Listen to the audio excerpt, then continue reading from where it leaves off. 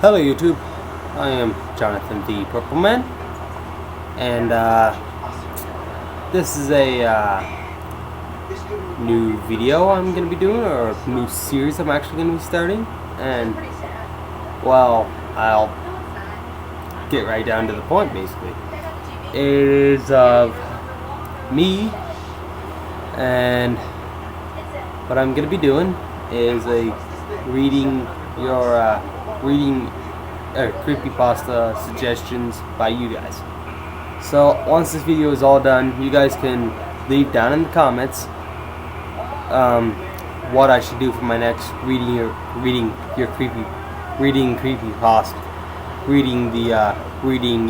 suggested creepypastas. You know what I mean? Reading creepypastas suggestions. Alright? So first one I picked is Jeff the Killer. One you guys all should know and love. Here he is.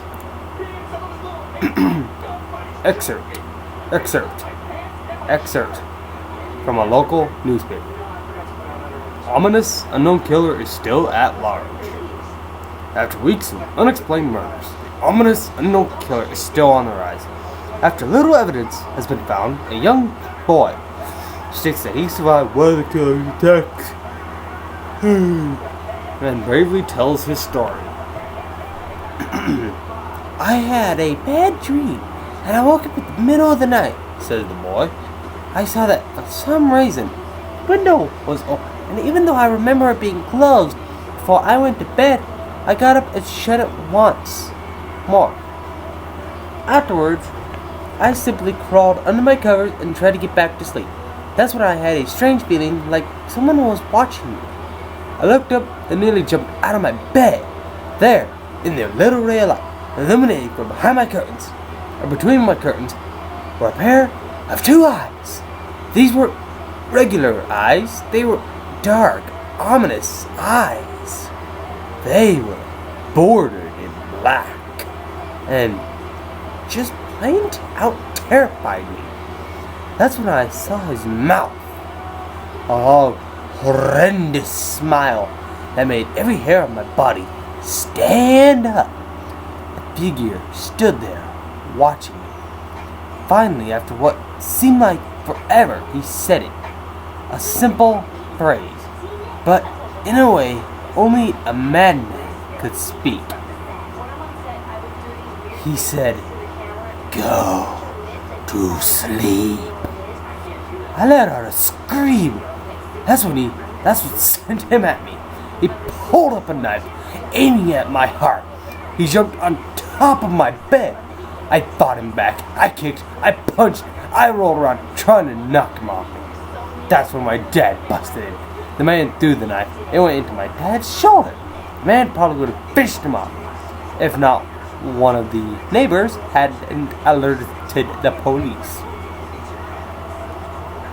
They drove into the parking lot and ran towards the door.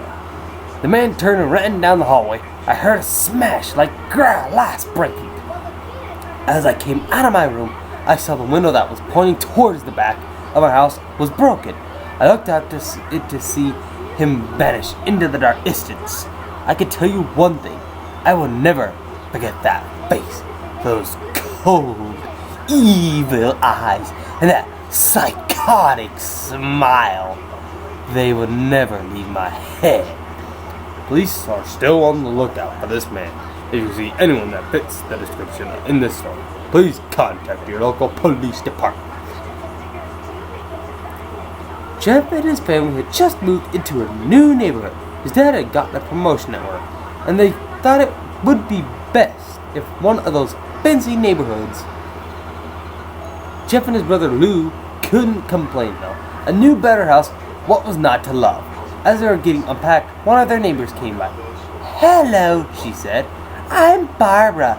I live across the street from you. Well, I just want to introduce myself and introduce my son." She turns around and calls her son over. "Billy, these are our new neighbors." Billy said hi and ran back to play in his yard. "Well," said Jeff's mom, "I'm Margaret, and this is my husband Peter, and my two sons Jeff and Lou." They each introduced themselves, and then Barbara invited them to her son's birthday. Jeff and his brother were about to object when their mother said that they would love to. When Jeff and his family are done packing, Jeff went up to his mom. Mom, why would you invite us to some kid's party? If you haven't noticed, I'm not some dumb kid.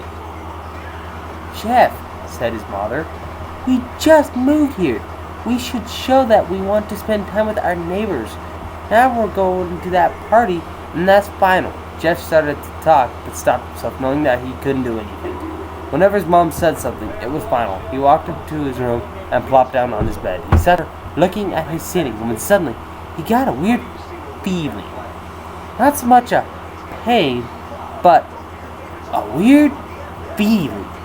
He dismissed it as just some random feeling. He heard his mother call him down to get his stuff, and he walked down to get it. The next day, Jeff walked downstairs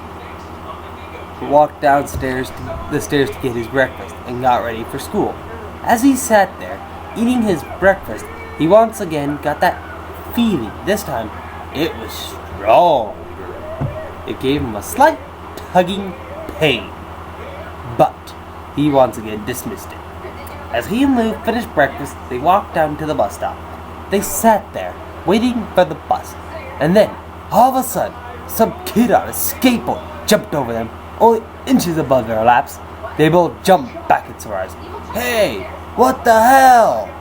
The kid landed and turned back to them. He kicked his skateboard up and caught it with his hands. The kid seemed to be about 12, 1 year younger than Jeff.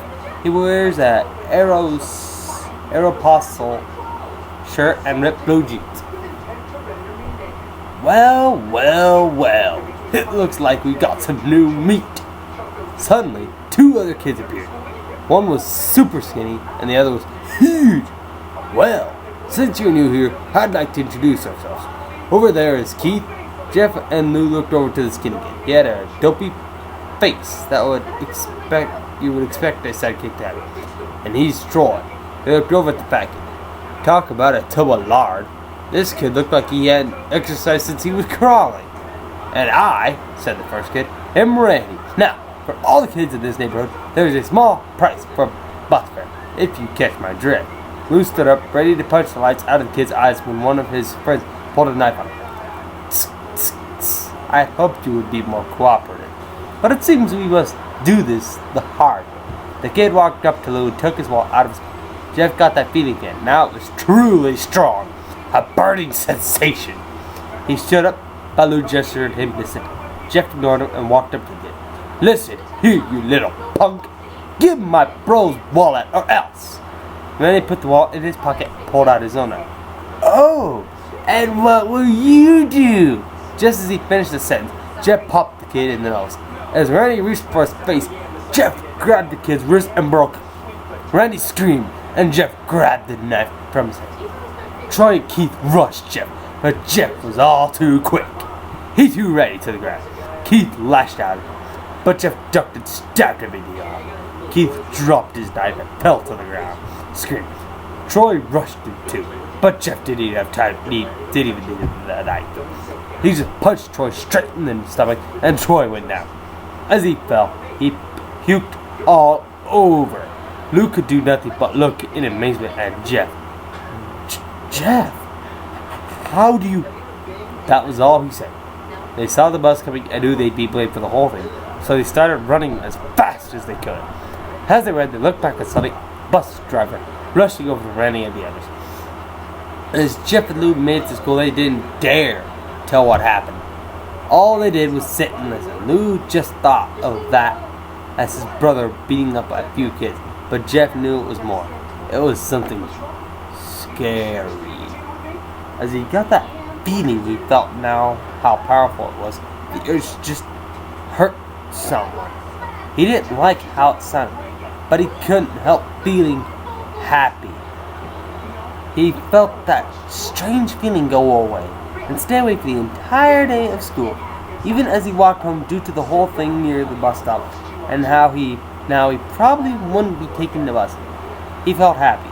When he got home, his parents asked him how his day was, and he said in a somewhat ominous voice, "It was a wonderful day." Next morning, he heard a knock at his front door. He walked down to find 2 police officers at the door. His mother looking back at him with an angry look. Jeff, these officers tell me that you attacked 3 kids, that it wasn't regular fighting, and that they were stabbed. Stabbed, son! Jeff's gaze fell to the floor, showing his mother that it was true. Mom, they were the ones who pulled the knives on me and Lou. Son, said one of the cops. We found 3 kids, 2 stabbed, one of them had a bruise on his stomach, and we have witnesses proving that you fled the scene. Now, what does that tell us? Jeff knew it was no use. He could say him and Lou had been attacked, but there was no proof it was not them who attacked first. They couldn't say they weren't fleeing, because truth be told they were, so Jeff couldn't defend himself or Lou. Son, call on your brother. Jeff couldn't do it, since it was him who beat up all the kids. Sir, it was me. I was the one who beat up the kids. Lou tried to hold me back, but couldn't stop me.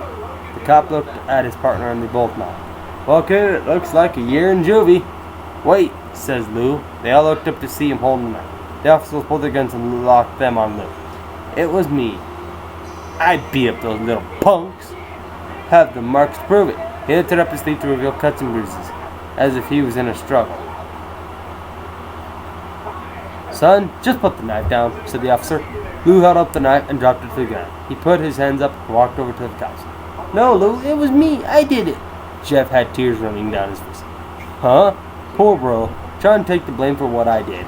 Well, take me away. The police led Lou out to the patrol car. Lou, tell them it was me. Tell them. I was the one who beat up those kids. Jeff's mother put her hands on his shoulders. Jeff, please, you don't have to lie. We know it's Lou. You can stop. Jeff watched helplessly as the cop car sped off with Lou inside. A few minutes later, Jeff's dad pulled into the driveway, seeing Jeff's face, and knew something was wrong. Son, what is it? Jeff couldn't answer. His vocal cords were strained from crying. Instead, Jeff's mother walked his father and said to break the bad news to him as Jeff wept in the driveway. About an hour or so, Jeff walked back into the house, seeing that his parents were both shocked, sad, and disappointed. He couldn't look at them. He couldn't see how they thought of Lou when it was his fault. He just went to sleep, trying to get the whole thing off his mind.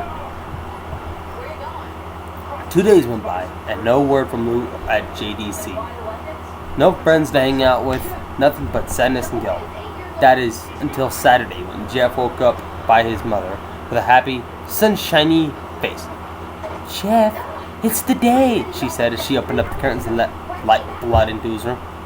What's today? asked Jeff as he stirred awake. Why, it's Billy's party. He was now fully awake. Mom, you're joking, right? You don't expect me to go to some kid's party after... There's a long pause. Jeff, we both know what happened.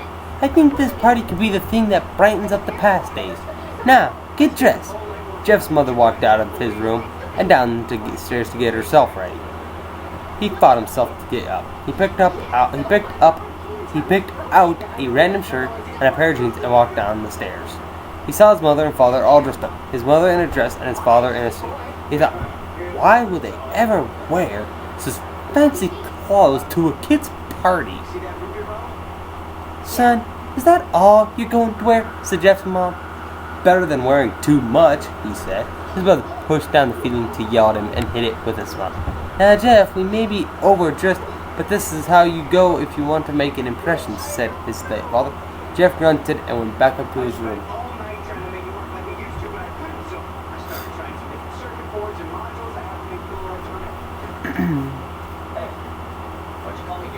I don't have any fancy clothes, he yelled down.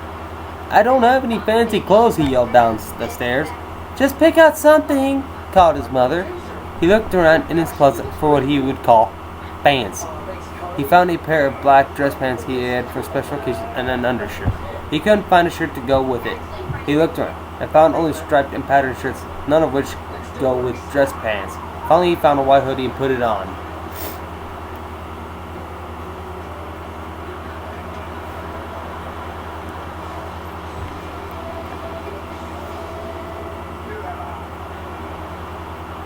"You're wearing that?" they both said. His mother looked at her watch. "Oh, no time to change. Let's just go," she said as she herded Jeff and his father out the door. They crossed the street over to Barbara and Billy's house. They knocked on the door, and at it appeared that Barbara, just like his parents, way overdressed. As they walked inside, all Jeff could see were adults, no kids. And YouTube, that is where I'm going to end it. I'm sorry, it's going to be a long one. I'm sorry, but this is going to be the first part of it. I'm not going to go any farther for now. I will finish this later. But like I said, it's a little bit more like I'm done for now. It's going to be a long story. I'm sorry. But like I said, it's very long. Okay, I'm very sorry. I'm a little tired, YouTube. But for now, that is all. Thank you all, YouTube, so much for watching. And if you like this, please leave a like down below. And as always, please subscribe to me. And I'll see you guys in my next video. Bye.